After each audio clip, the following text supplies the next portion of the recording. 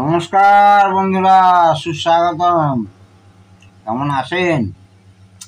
আজকের একটা খুলেই এসছে, দেখুন বন্ধুরা, 2066A, এই যে 2066A এসছে। এইখানটা তো ভলিউমের কাজটা ভাঙাই আছে দেখছি। এই সুইচগুলো দেখতে পাচ্ছেন ভেঙে গেছে। এইগুলো টিপলে বসেই যাচ্ছে, এটা আসলে টিপলে বসবে। এইগুলো খারাপ অবস্থা। এটাও খুলে গেছে। এগুলো এইখানে যে প্লাস্টিকের স্ট্যান্ডগুলো থাকে, মানে প্লাস্টিক হোল্ডার, যেটা ইকুলাইজার পিসিবিটাকে ধরে রাখে, সেটাও খুলে বেরিয়ে গেছে। আমি কোনো রকম আটকে রেখেছি এইরকম। তো দেখ গিয়ে ভেতরের কন্ডিশন দেখুন। ট্রান্সফর্মার থেকে deck mechanism, main amplifier board, pre amplifier with recording, playback and recording অবস্থা দেখুন। এটা আগে সার্ভিস করি। সার্ভিস করার পর তো আমি এটা অ্যাকচুয়ালি এখনো মানে লাইন দেইনি। তো ভদ্রলোক বলেছেন যে অনেকদিন ধরে পড়ে আছে, অবস্থা খুব খারাপ, কিন্তু এটা আমার চাই। আর বেসিক্যালি এইটা দিয়ে উনি 15টাকে ইউজ করবেন, অর্থাৎ টার্ন টেবিল বাজাবেন। এনিওয়ে, আগে সার্ভিস করি। সার্ভিস করার পর স্টেপ বাই স্টেপ আমি যেরকম বলি, যেরকম ফল্ট পাবো সেটা সলভ করবো, তারপর আপনাদের কাছে তুলে ধরবো যে এই করতে কী পাল্টাতে কী হলো, কী কী ফল্ট পেলাম, কী করে সলভ হলো। সো বন্ধুরা, সেটটাকে ভালো করে সার্ভিস করলাম। ওই WD-40 বলুন আর জুরিক বলুন, এইসব দিয়ে আগে ব্লোয়ার দিয়ে খুব ভালো করে, ব্লোয়ার এবং ব্রাশ দিয়ে ভালো করে ধুলোগুলো ঝেড়েছি। তারপরে WD-40 দিয়ে ভালো করে স্প্রে করার পরে তারপরে আবার ব্লোয়ার দিয়ে হাওয়া দিয়েছি। তো একটু শুকিয়ে যাক, সে না শোকাক, কারণ WD-40 আর জুরিক এগুলো কোনোটাই কন্ডাক্টিভ না। তো প্রথমে আপনাদেরকে ভোল্টেজ চেক করতে হবে, মেন অ্যাম্প্লিফায়ারে ভোল্টেজ চেক করতে হবে। যেমন ধরুন, এটা তো ডুয়েল পাওয়ার সাপ্লাই, ওই 28 বা 30 মতো আসবে। এইখানে দেখা যাক স্টেপ বাই স্টেপ। দেখুন -28, এইখানে পাবেন +28, তার মানে সাপ্লাই কিন্তু ঠিক আছে। তারপরে স্টেপ, আপনারা এর ইনপুট টেস্ট করবেন। এইখান থেকে এই যে দুটো তার দেখছেন না, ব্ল্যাক আর অ্যাশ কালার, এইখান থেকেই কিন্তু ইনপুট গেছে। আউটপুট মানে তো স্পিকার বাদ দিন, এইখান থেকে ইনপুট গেছে সোজা এই ব্যালেন্স কন্ট্রোল পিসিবিতে এসছে। এই ব্যালেন্স কন্ট্রোলের পিসিবি থেকে আবার ভলিউম কন্ট্রোলে গেছে। আচ্ছা, এইখানে দেখা যাক ভলিউম কন্ট্রোলে যে ইনপুট এসছে সিগন্যালটা আছে কি না।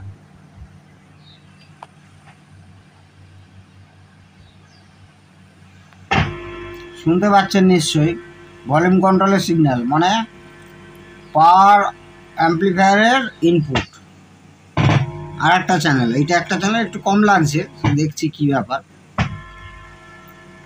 আচ্ছা, তার মানে অ্যাম্প্লিফায়ার পোর্শন থেকে যে সিগন্যাল আউট হবে থ্রু এই ব্যালেন্স কন্ট্রোল পিসিবি থেকে মেন এই স্লাইডিং ভলিউম কন্ট্রোল আছে, এইখানে আসবে। এবারে এই যে ইনপুট হচ্ছে সিগন্যালটা আউটপুট হচ্ছে কিনা দেখতে হবে থ্রু ভলিউম কন্ট্রোল দিয়ে। অনেক সময় ভলিউম কন্ট্রোল খারাপ থাকলে কিন্তু আউটপুট সিগন্যালটা পাবেন না।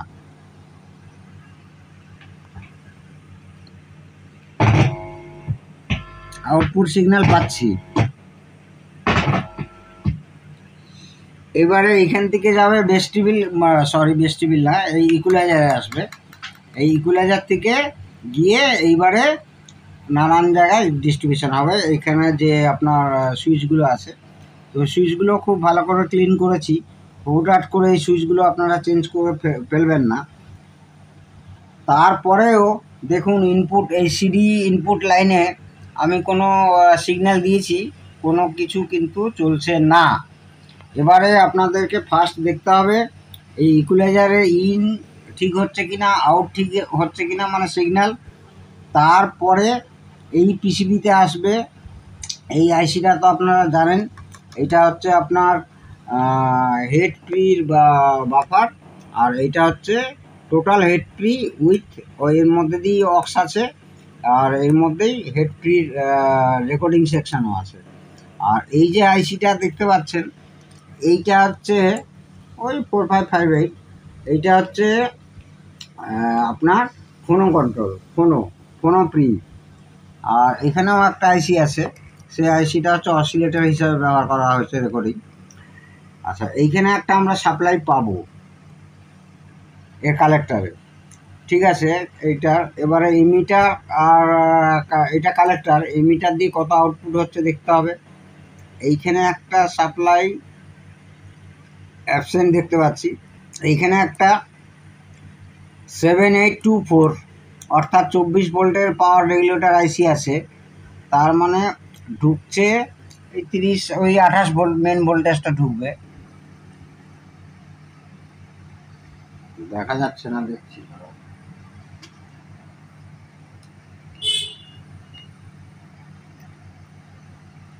মেন ভোল্টেজ মিটারের দিকে দেখান, মেন ভোল্টেজ 7824, দেখুন ওই 34 ভোল্ট ঢুকছে।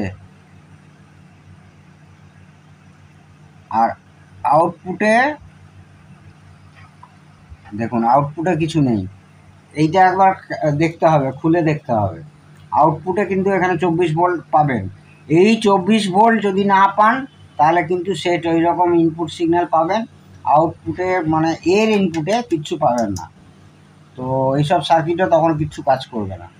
দেখা যাক সেই জায়গাটায়, সেইটা দেখে আমি এই আইসিটা খুলছি, খুলে অন্য একটা আইসি রিপ্লেস করে লাগিয়ে বাকি সমস্ত ভোল্টেজগুলো চেক আউট করে তারপরে কি খারাপ সেটা নিয়ে আবার আসছি।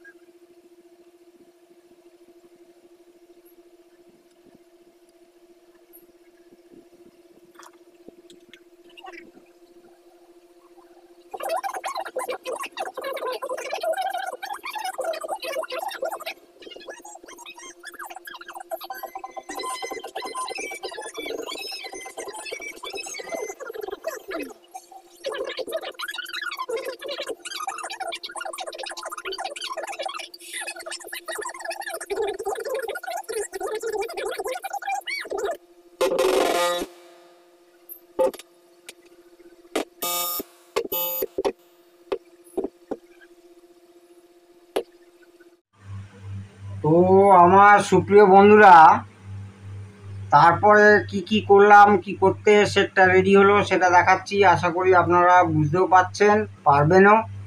আর এইভাবেই আপনাদেরকে করতে হবে। আচ্ছা, আগের একটা ভিডিওতে আমি কিছু প্রশ্ন করেছিলাম ওই পিএফ সম্পর্কে আর কি। যারা যারা সঠিক উত্তর দিয়েছেন আমার খুব ভালো লেগেছে, তারা আমার নিয়মিত দর্শক, খুব সুপ্রিয় বন্ধু আমার। তো আমি তাদের নাম বলছি। মিস্টার মেহেদি হাসান একদম সঠিক উত্তর দিয়েছেন, thank you. Mister Suraj Das একদম সঠিক উত্তর দিয়েছেন, thank you. Mister Sujit Chakraborty একদম ঠিক উত্তর দিয়েছেন, থ্যাংক ইউ। এরা আমার নিয়মিত মানে দর্শক, আমার খুব প্রিয় বন্ধু, এবং এরা যে ইলেকট্রনিক্স নিয়ে চর্চা করেন সেটা আমি অনেক এদের কমেন্টস আমি বুঝতে পেরেছি। এরা নিয়মিত যথেষ্ট ইলেকট্রনিক্স নিয়ে চর্চা করেন, থ্যাংক ইউ সবাইকে। তো আসছি এবারে মেন ভিডিওটা। সেই সেটটা যেটা উনি বললেন যে এটার ইকুলাইজার বলছি, যে ডেক পোর্শনটা আমার না লাগলেও চলবে, মানে না হলেও চলবে, ডেকটা তো রেডি করেই ফেলি আমি। তো অনেকেই এখন চাইছেন যে ডেক লাগবে না, ক্যাসেট নেই। তো সেই জায়গায় আমি কি করে এই জায়গাটা ম্যানেজ করেছি দেখুন। এই জায়গাটার তো ডেক মেকানিজম থাকে, এখানে ইউএসবি আপনার এনকোডারটা লাগিয়েছি, আর ডিকোডারটা লাগিয়েছি। আর এইখানে আমি বিস্তারিত আসছি। এর যে এই সেটের একটা ড্রব্যাক বলছি, যে ড্রব্যাকটা হচ্ছে এর ইকুয়ালাইজার সত্যি ভালো না। ফ্রিকোয়েন্সি রেসপন্স আপনারা দেখবেন ইকুয়ালাইজারের, অসিলোস্কোপেও দেখবেন, বা আপনি মাল্টিমিটারে, ভালো মাল্টিমিটার থাকলে ডিজিটাল মাল্টিমিটারেও দেখতে পারেন। ফ্রিকোয়েন্সি রেসপন্স মানে বেস টিপিল একদমই ভালো না। আর একটা সেকেন্ড ড্র যেটা হচ্ছে স্লাইডিং সুইচ, সেই মানে আপনার ভেঙে যাবে, নব বেরিয়ে যাবে। যেমন দেখুন এটা নব নেই, আমার কাছে এরকম প্রচুর সেট আছে এই মুহূর্তে এই সেম মডেলের। তো ইকুয়ালাইজারটা আমার ঠিক পছন্দ না আর কি, মানে আমার ব্যক্তিগত ব্যাপার বলছি। তার পরিবর্তে ডবল আইসি দিয়ে আমি বেস টিপিল লাগিয়েছি এইখানে। তার ফিনিশিং দেখুন কত সুন্দর, ফুটো করে ড্রিল দিয়ে হোল করে লাগিয়েছি। এটা যখন ওপরের কভারটা লেগে যাবে বোঝাই যাবে না যে এটা একটা কোম্পানির অরিজিনালি এরকম ফিটিংস ছিল কি না ছিল। এবারে ইকুয়ালাইজারকে বাইপাস করে কি করে আপনাদের কানেকশান করতে হবে সেটা তো এখন শেখাচ্ছি আমি। তার আগে আরেকটা জিনিস আমি দেখাতে চাই, প্রকাশ করতে চাই। এই রকম ডেকে অন্য মডেলে সোনোডাইনেরই ঠিক এইরকম প্যানেল লাগাতে চেয়েছিল, ডিকোডার প্যানেল, কিন্তু সেটাকে ডেকটাকে আপনাদেরকে সরাতে আমি দেখাচ্ছি।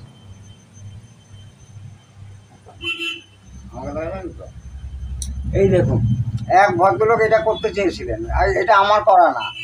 দেখুন এইটা তো মেকানিজম বাদ যাবে, মেকানিজম যখন লাগছেই না, মেকানিজমের ইজেট কভারকে ফুটো ফাটা করে এইসবকে এই সেলোটেপ দিয়ে ঘিরে আমি যেরকম করেছি এইভাবে করতে হবে। তো দেখবে সেটা আবার আমার কাছে ঘুরে এসছে, আমার করতে গিয়ে পারেও নি। মানে 5 ভোল্টটা কোথা থেকে নিয়েছে সেটা যেদিন আমি ধরবো তখন দেখাবো যে 5 ভোল্টটা কী করে নিয়েছে, কি মানে জঘন্য টাইপের, বাদ দিন। তো এইভাবে করবেন না, আমি যেরকম করছি সেইভাবেই করবেন। এটা দেখতেও খুব বাজে লাগছে। আমার ডেক যখন চাই না ডেক রাখবো কেন? তো এবারে এদিকে আসুন।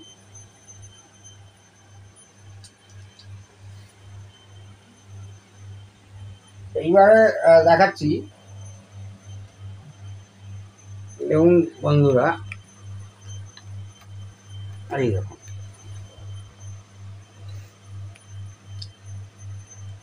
মেন প্রবলেমগুলো তো ছিল আপনার এখানে ছিল যে আইসিটার নাম্বার HA12136 দেখানো যাচ্ছে।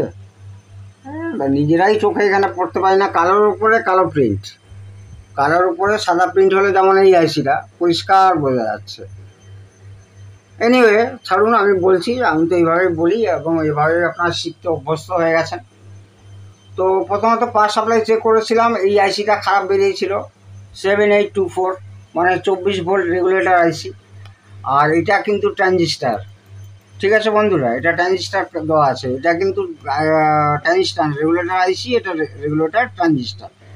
তো অ্যাম্পলিফায়ারটা সার্ভিস করতে, এর আগে সার্ভিস করার আগে তো দেখিয়েছি কী অবস্থা ছিল, অ্যাম্পলিফায়ারটা সার্ভিস করতে রেডি হয়ে গেছে।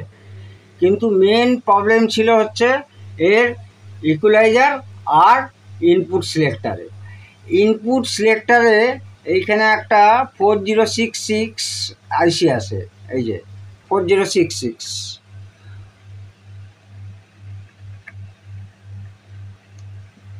পুরোটা এই যে আসছি, এই যে 4066 একটা আইসি আছে, এটাও কিন্তু ইনপুট সিলেক্টারের সঙ্গে যুক্ত। তো এই সেটে এই 4066টা খুব খারাপ বেরোয়, খুব খারাপ হয়। তো এখানেও খারাপ ছিল, চেঞ্জ করলাম। আর টুকটাক রেজিস্ট্যান্স অনেক সময় কালো হয়ে থাকে, যেমন হাই ওয়াটের রেজিস্ট্যান্সগুলো অনেক সময় চলতে চলতে কালো হয়ে যায়, মানে হাফ বার্ন আর কি, চলছে অথচ হাফ বার্ন, সেগুলো চেঞ্জ করতে হয়। যেমন এখানে আমি একটা চেঞ্জ করেছি, তো সেক্ষেত্রে আপনাকে দেখবেন যে ভ্যালু ঠিক আছে কিন্তু হাফ বার্ন হয়ে আছে, কাজ করছে, ভ্যালু ঠিকই দেখাচ্ছে। এগুলো যারা আপনারা সত্যিকারের কাজ জানেন তারাই বুঝবেন, আর যারা কাজ জানেন না তারা মানে বুঝবেন না, আমার বোঝাবার দরকারও নেই। আর আমি একেবারে বেসিক যারা জানে তাদের জন্য কিন্তু আমি ক্লাস করাই না, আমি তাদেরই ক্লাস করাই যারা জানেন, তাদেরকে ডেভেলপ করার জন্য। তো এইরকম আমি অসংখ্য ভালো স্টুডেন্ট পেয়েছি যারা সত্যিকারের জানে, এবং তাদের কাজেও এসেছি আমি, এবং তাদেরকে শিখিয়ে আমি খুব আনন্দও পাচ্ছি। তো এই সেট স্টেজ সম্পর্কে আমি আর কি বলবো। তো এইরকম সেট তো আমি কয়েকশো সারিয়েছি, তার মধ্যে অন্তত 15 থেকে 20টা আপনাদেরকে দেখিয়েছি যে কী করে সলভ করেছি। এক একটা সেট 2066, এক একটা সেটে এক এক রকম প্রবলেম এসেছে। কেউ ডেক মেকানিজম চেয়েছে, অর্থাৎ টেপ চালাবে, কেউ চায়নি। এই ভদ্রলোক যেমন বলে দিয়ে গেছিলো আমার ফোনোটা চাই, মানে আমি রেকর্ড প্লেয়ার শুনবো, টার্ন টেবিল শুনবো। তো ফোনোর আইসি হচ্ছে এইটা। তো এই আইসি থেকে ফোনোটাকে কাজ করাতে হয়েছে। এইখানে একটা সাপ্লাই মিসিং ছিল, সেই সাপ্লাইটা হচ্ছে এইখান থেকে ঘুরে গিয়ে এইখান থেকে নেওয়া হয়েছে। এইখান থেকে ঘুরে গিয়ে এই এসে এইখান থেকে দেখছেন এই আসলো। তো এইখানে এসে একটা দেখুন 470 ohms রেজিস্ট্যান্স আছে। এই 470 ohms রেজিস্ট্যান্স দিয়ে সাপ্লাইটা নিয়েছে। এই সাপ্লাইটাও মিসিং ছিল, তারপরে কিন্তু ফোনও চালু হয়েছে। তাহলে এই রেজিস্ট্যান্সটা আপনারা দেখবেন। এইবারে সবচেয়ে বড় কথায় আসছি, এর ভলিউম কন্ট্রোল সাধারণত খারাপ বেরোয়, কিন্তু ভলিউম কন্ট্রোলটা ঠিক ছিল আর পরিষ্কার। হুটহাট করে আগে আমি বলেছি যে এর সুইচ, যে সিলেক্টার সুইচ, এই সুইচগুলো হুটহাট করে কিন্তু চেঞ্জ করবেন না। ভালো করে পরিষ্কার করে দেখবেন। খুব দামি আমরা যে স্প্রে ইউজ করি সেগুলো ইউজ করবেন না, হুটহাট করে চেঞ্জ করবেন না। এ খুব ভালো সুইচ। বাজারে বরং এখন যে লোকাল সুইচগুলো পাওয়া যাচ্ছে সেইগুলো অত্যন্ত খারাপ সুইচ। মানে একে পরিষ্কার করলে একদম ঠিক হয়ে যাবে। এর বদলে অনেকে কি করছে, বাজারে লোকাল সুইচ পাওয়া যাচ্ছে, লাগিয়ে দিচ্ছে, আপনার 1 মাসও টিকবে না, নানান রকম প্রবলেম দেবে। প্লিজ আমি আবার বলছি, এইসব সুইচ চেঞ্জ করবেন না, ওই সুইচকেই সার্ভিস করে লাগাবেন। এগুলো অরিজিনাল অ্যালপসের সুইচ, অ্যালপসের অরিজিনাল সুইচ, যা এখন পয়সা দিলেও পাবেন না। তো সেক্ষেত্রে এইখানে যে মেন ভলিউম কন্ট্রোলটা দেখছেন, এই স্লাইডিং ভলিউম কন্ট্রোল, এইটা কানেকশান বলছি, এবং এটাও বলছি যে এইটাকে আপনার ইকুয়ালাইজারটাকে কী করে বাইপাস করবেন। প্রথমে এই যে তার দুটো গেছে, এটা হচ্ছে ইনপুট সিগন্যাল দুটো চ্যানেলের। এই যাচ্ছে যাচ্ছে যাচ্ছে, মানে এই হচ্ছে আপনার ব্ল্যাক অ্যান্ড ব্রাউন। গিয়ে এরা কি করলো, এই ব্যালেন্স কন্ট্রোলে আনছে। এই ব্যালেন্স কন্ট্রোল মানে ব্যালেন্স কন্ট্রোলে বোর্ডে দুটো 2.2K রেজিস্ট্যান্স দিয়ে, এখানে একটা 2.2K আছে, এখানে একটা 2.2K আছে, ব্যালেন্সে আনলো এক সাইডে এক সাইডে। ওইখান থেকে কি করলো, ভলিউমে একদম দেখুন স্পষ্ট এই যে তারটা আসছে, এই তার তিনটে, এই ভলিউমের এটা হচ্ছে ইনপুট, স্লাইডিং ভলিউমের মেইন ভলিউমের ইনপুট। ব্রাউন ব্ল্যাক, ব্রাউন ব্ল্যাকটা হচ্ছে গ্রাউন্ডে আছে, আর আউটপুট হচ্ছে এইটা 1 2 3, এটা হচ্ছে আউটপুট। অর্থাৎ ভলিউম যখন আপনি ইনক্রিজ ডিক্রিজ করবেন তখন এইখানে সিগন্যালটা কমবে বাড়বে। এইখান থেকে ইকুয়ালাইজারে যাচ্ছিল।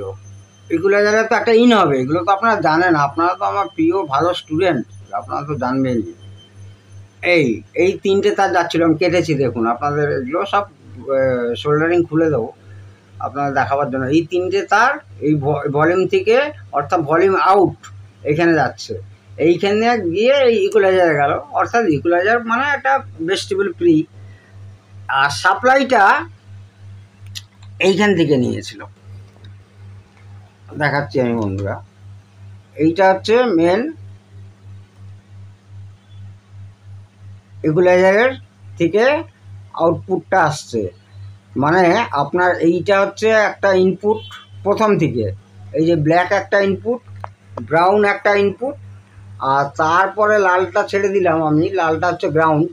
আর এই যে সাদাটা দেখছেন, এই যে হোয়াইট কালার, হোয়াইট কালারটা এখানে এসছে, এই হোয়াইট কালারটা হচ্ছে ইকুয়ালাইজারের পাওয়ার সাপ্লাই 24 ভোল্ট। ইকুয়ালাইজারের পাওয়ার সাপ্লাই 24 ভোল্ট, ওটাকেও আমি কেটেছি। তো ইকুয়ালাইজার প্রচণ্ড গন্ডগোল করছিল। তাছাড়া ইকুয়ালাইজার মানে আমি একদমই স্যাটিসফাই না, অনেকগুলো সেটের আমি এগুলো ভেস্টিবল করতে বাধ্য হয়েছি।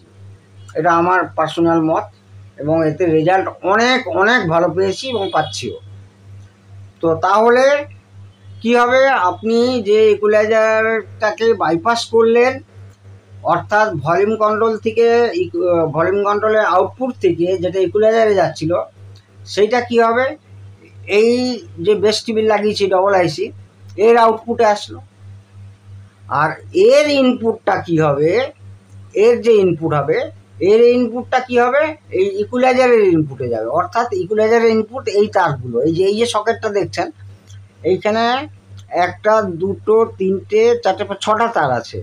ছটা তারের দরকার নেই আমাদের। ফার্স্ট দুটো তার হচ্ছে ইনপুট। এই দেখুন ফার্স্ট দুটো তার আমি ইনপুটে ঢুকিয়েছি, এই যে ব্রাউন আর রেড, ব্রাউন আর ব্ল্যাক ঢুকিয়েছি। তারপরে হচ্ছে পাওয়ার সাপ্লাইটা 24 ভোল্ট, এই সাপ্লাই এই সার্কিটটায় হচ্ছে 12 ভোল্ট। তো আমি একটা স্টেপ ডাউন আইসি ইউজ করেছি 7812, সেখান থেকে 12 ভোল্ট এখানে দিয়েছি। দিতে একদম পরিষ্কার চলছে, ফার্স্ট ক্লাস চলছে। তো সেটা সার্ভিসও করেছি খুব ভালো মতো।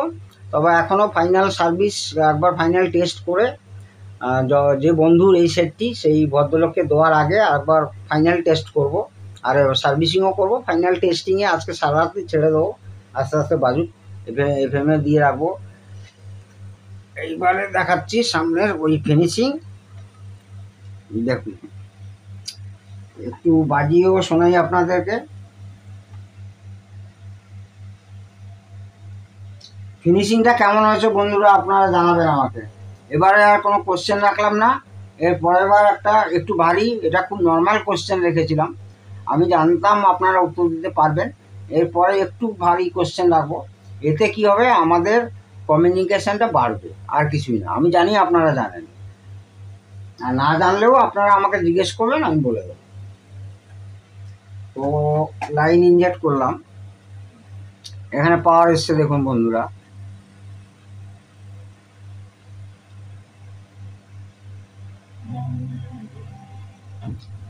রিমোট দিয়ে ভলিউম কমিয়ে রেখেছি, রিমোট দিয়ে বাড়াচ্ছি।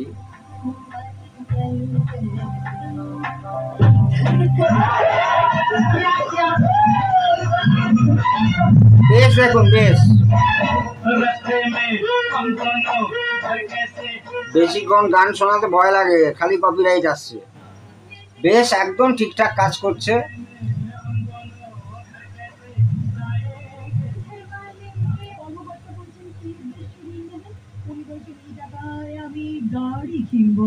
উনি তখন বলছেন ঠিক আছে আমি ব্যবস্থা করছি, তবে জানেন তো বলে রাখছি আপনি যদি মধ্যে টাকা ফেরত দিতে না পারেন ব্যাংক কিন্তু আপনার গাড়ি নিয়ে নেবে। তখন ভদ্রলোক বলছেন লোন করে বিয়ে করতো।